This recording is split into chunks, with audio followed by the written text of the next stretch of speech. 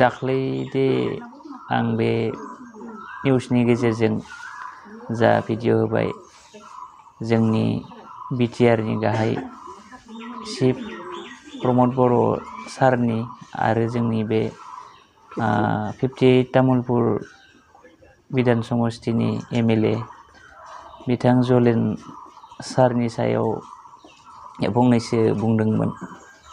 बेनि थाखाय आङो दिनै मोनसे फिन बुंनो सानदों।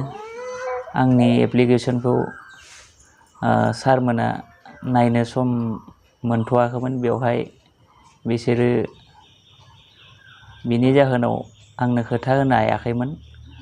दिनै माने थांफिननानै जोङो खबरखौ मोनबाय।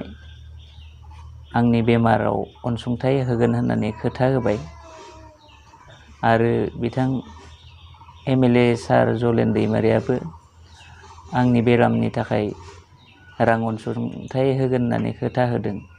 बेनि थाखाय आं जोबोर गोजोननाय थाबाय। बेमारखौ नायनो थाखाय रां अनसुंथाइ होनायनि थाखाय जोंनि बिटिसिनि मानगोनां प्रमद बर' सार आरो जोंनि 58 तामुलपुर समस्तिनि मानगोनां जलेन दैमारि सारखौ आंनि गोसो गोरबोनिफ्राय रोजा रोजा साबायखर बावनाय थाबाय आरो लोगोसे रायजो राजाफोरखौबो आंनो अनसुंथाइ होनायनि थाखाय रोजा रोजा साबायखर बावनाय जाबाय।